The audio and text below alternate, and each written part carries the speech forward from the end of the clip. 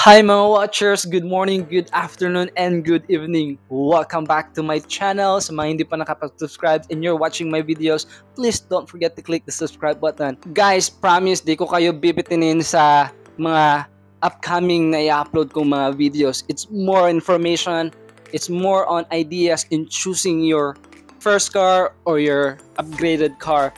So ito na, this is the brand new Suzuki Espresso 2024 manual transmission. Shout out nga pala sa aming kapitbahay na si Kuya Jeff. Kuya Jeff, shout out sa iyo. Thank you so much for allowing me to review your Suzuki Espresso 2024 manual transmission. Ito yung susi niya, may automatic switch on at switch off na po. Sa murang halaga niya, di naman tayo bibitinin ni Suzuki sa ating susi. Mga watchers, hindi ko na-explain kung anong meron sa labas. Same lang sila nung unang edition. The difference is the mugs and then the same ground clearance, the same size, yung lapad tsaka yung lawak ng sasakyan. But I will focus on anong meron sa loob ng bagong Suzuki Espresso, which is meron talaga. No, this is the manual transmission plus meron pang bago. So buksan na natin yung unit. Oh. Okay, so ito na. Pasok na tayo sa loob. Sobrang bango, no? Yung bango niya, yes, it's like the brand new one. So andito na ako sa loob, nakaupo na. Ito na yung steering wheel. Yes, no? Same size lang nung previous variant. So may mga switches na or buttons na on the left side ng ating steering wheel. Yes, si Sir Jeff nung nilagyan na ng leather. So bago pa to pero may upgrade na agad. And same lang ng previous variant. May monitor na, ito na yung monitor. This is the manual transmission, it's not the AGS, but may mga switches and buttons na sa manubela. This is the accelerator, brake pedal, and then the clutch pedal. Take note, dalawa yung speaker niya. Yung speaker nasa harap sa driver side tsaka sa passenger side ng harapan. No? And ano pang meron dito? Ito yung busina, mga buttons to take calls, mute, and anything, no? Volume sa infotainment, tsaka iba pa. So take note, it's not the highest like variant, pero yung nung sa loob niya meron na yung parang high-end na din sa ibang small cars. So, yung pagkakaalam ko, the monitor or the infotainment, meron ng Apple CarPlay. Yes, and then meron na ding navigation. So, ang aircon, and then the power window, sa harap lang, sa likod, not power window. Ano pa bang meron dito? So, ngayon, try natin buksan yung sasakyan. We will turn it on. Ito na. Yan. So, sobrang ganda, 'di ba? Hindi ko alam kung magkano sa inyo, pero dito sa amin sa Mindanao, nagkakahalaga ito sa 756,000. This is the manual transmission. Okay? Then kinuha ito ni Jeff for installment, tapos nagma-monthly lang siya ng 13,500 if hindi ako nagkakamali. So, yes, no, it's so good with all the touchscreens and everything. So, makikita naman natin dyan sa monitor yung fuel consumption. Tapos, ano pang meron dyan? Yan.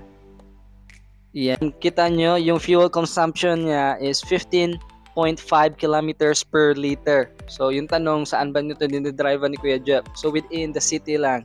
No? And yun yung fuel consumption niya. Tipid na, no? Guys, tipid na to. Just in a short distance. Yung experience nga namin, 60 kilometers yung tinakbo ng Suzuki Espresso na hiniram namin. Pumalo siya ng 17.4 kilometers per liter sa 60 kilometers na takbo niya. So, yes, this is the sobrang mangha ako nung steering wheel kasi may mga switches na talaga or may mga buttons na talaga.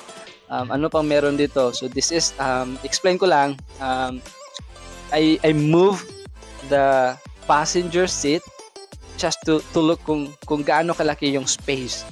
And kita naman sa video na to yung gaano kaluwag o spacious yung sa passenger, no? Yan.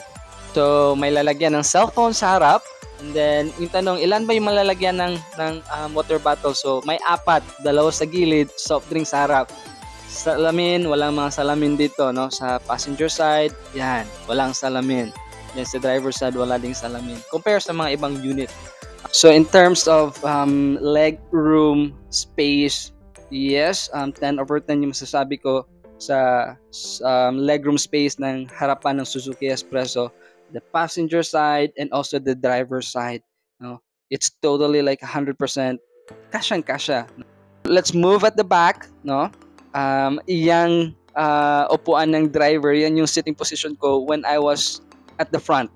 Okay, so we will check kung kumusta yung or kung how's my leg after nung position sa driver. So I'm a 5'6", and then ito yung position ko, comfortable position ko na umuupo ako sa likod. So yan, no, sasabi ko okay yung sa leg room, and then yung comfortability ng passenger at the back sobrang ganda. Nakakaupo ako ng maayos. Ito yung sa left side ng pinto. Yan yung isa lang yung lalagyan ng soft drinks or any bottle. Doon lang sa harap. Sa gilid, wala. So, yan yung space ng aking leg while sitting down. So, sa passenger side sa harap, sagad na yan. So, yan lang din yung space na yan. And yes, no, both, sabi ko kanina, walang speaker yung sa likod. So 4 lang talaga, 2 lang talaga yung speaker. The rest walang speaker, so magdi-DIY na kayo. Papalagyan niyo na lang.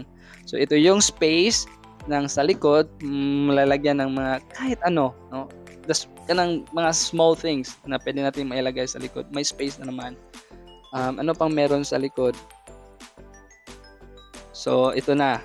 I will check and test yung legroom. So sagad na yung upuan, tapos 5'6" yung height ko.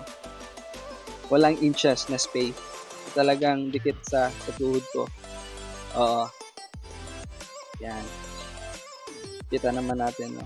So if the passenger at the front, no, siguro mga hindi natin alam kung anong height niya. So talagang wala ng space. So ito, no, not a power steering, power window, but pawis window. Smooth naman. So far, smooth naman yung play ng sa window. Yung tanong, kumusta ba? Sulit ba ang Espresso or yung Suzuki Espresso 2024 na variant? I can say yes, sulit naman, no? The unit or the car can travel you from point A to point B na. Sa murang halaga niya. Efficient pa, malamig pa yung aircon, spacious pa yung loob. May one time may tinanong din ako, kumusta experience ng Suzuki Espresso mo? Sabi niya, like, he doesn't have any unit. Try na lang na mag-drive. Tapos sabi niya, yes, sobrang comfortable. Yun. So let's move at the back. No, tingnan natin kung gaano kalaki yung space. So dalawa siya. Either pwede nating susian or punta tayo sa harap. Yan. So tingnan natin kung gaano ka-spacious yung sa likod. Ayan. So natatanggal yung cover na yan. Yes, natatanggal yan kung malaki yung nilalagay natin o ilalagay natin. And then may additional wheels pa dyan or reserve wheel under the box yung karton. And then spacious ba yung tanong. So based on our experience using this Espresso ng hiniram namin, we have like a big box galing ng grocery, and then may laundering basket pang dalawa, nalagay po siya. Tapos may stroller pa kasi may baby kami nun. So nagkasya siya sa likod. So I can say it's really like spacious enough to put like luggage and then hand carry and then like a bike, no? Nalalagay dito maliliit na bike. Yes. So sa halaga nito, talagang nasa-serve niya yung purpose niya. Yan. So guys, thank you so much. I think this is it, no? Please comment below if may mga tanong kayo about this unit. Yan. So sobrang ganda, no? Sobrang ganda ng ating unit. Once again, comment kayo or ask kayo kung kumusta yung experience ng pagdadrive nitong Suzuki Espresso. Worth it ba yung magiging monthly nyo or cash nyo pag ito yung kunin nyo? Ito sagot ko. Masasabi kong yes. Bakit? Kasi sa murang halaga niya, ito na yung mga naibibigay ng sasakyan na to. From point A to point B, aabot kayo. May video pa nga ito na tinry nila pumunta ng Baguio, umabot ng Baguio, saka bumalik pa.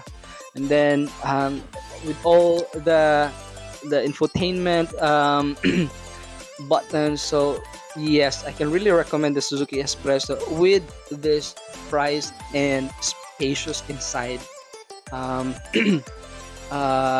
I can say sulit na sulit yung bayad, malamig na. So ito lang talaga for me, no, ito yung preference why we get cars, why we want to have our own cars. Number one, yung comfortability. Number two, matatransfer ba tayo from point A to point B na hindi natitirik? Yes. Tapos number three, kumusta yung passengers natin kung tayo yung nagdadrive? Comfortable ba din sila? Nakakatulog ba sila? Nakakapag-rest ba sila while having the travel? And this Suzuki Espresso can really provide yung 1, 2, tsaka 3. Malamig na yung aircon, smooth yung play ng pagdadrive, tapos ikaw na driver, smooth yung pagiging pagdadrive mo. May mga buttons na talaga na the unit really provide, no? The safety and the comfort na ibibigay po ng Suzuki Espresso. So yun lang guys, thank you so much. And please don't forget to subscribe the button if nakatulong yung video sa inyo sa pag-decide ng Suzuki Espresso.